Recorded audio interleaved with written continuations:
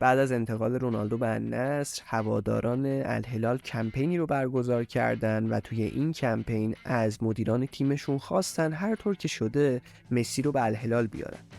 شاید این کمپین اون زمان مضحک به نظر می رسید، ولی با نزدیک شدن به آخرای فصل و تموم شدن قرارداد مسی با پاریس سن ژرمن، همچنین نشست‌های مختلفی که مدیران الهلال با ایجنت مسی داشته، این شایعه داره به واقعیت نزدیک میشه.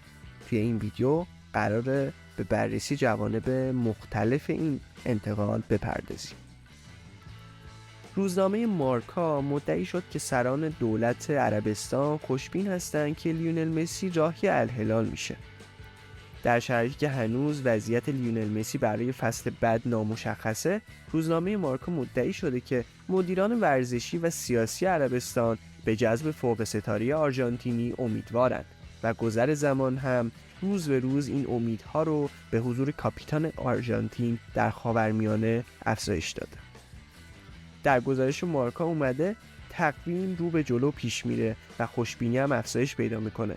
عربستانی‌ها متقاعد شدن که لیونل مسی قراره که در چند روز آینده و به محض پایان فصل در فرانسه بازیکن الهلال بشه. این پیشنهاد از هفته‌های اول ژانویه روی میز بوده و با توجه به پاسخ مثبت بازیکن آرژانتینی، امیدواری رهبران سیاسی و ورزشی این کشور عربی افزایش یافته. اونا هیچ تردیدی درباره حضور مسی در الهلال ندارن، همونطور که در مورد کریستیانو رونالدو و حضورش در النصر هیچ شکی نداشتن. دولت عربستان میخواست دوئل مسی رونالدو رو تکرار کنه و طبق اخباری که از ریاض منتشر شده این آرزو بسیار نزدیک به واقعیت به نظر میرسه. پیشنهادی که مسی دریافت میکنه بالاتر از پیشنهادیه که توسط فوق ستاره پرتغالی امضا شده و کمی بیشتر از 300 میلیون یوروه. حضور تعداد بیشتری از بازیکن‌های مرتبط با فوتبال اسپانیا در تیم‌های بزرگ عربی یکی از بزرگترین رقابت‌های نقل و انتقالات تابستونی رو به خودش اختصاص داده. بوسکتس، جوردی آلبا، ناچو، بنزما، مودریچ و حتی آلوارو موراتا از جمله نام‌هایی بودند که در هفته‌های اخیر به تیم‌های عربی لینک شدند، اما همگی اونا نسبت به حضور مسی در عربستان در اولویت دوم قرار دارند. خوشبینی اعراب در تضاد با انتظار و وقفه‌ای که اطرافیان مسی میخوان در مورد آینده اون انجام بدن.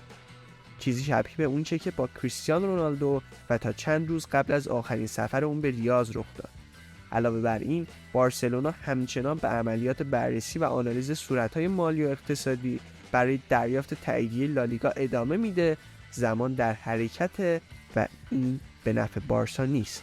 پیشنهاد اقتصادی این تیم عربی به اونچه که بارسلونا میتونه ارائه بده ربطی نداره. عامل احساسی برای بازگشت به لباس بلوگرانا سنگینی میکنه، اما اصرار دولت عربستان میتونه مسی رو متقاعد کنه که راهی تیم سعودی بشه. نظر شما در مورد این انتقال چیه؟ به نظرتون مسی بالاخره بازیکن الهلال میشه یا به خونه خودش بارسلونا برمیگرده؟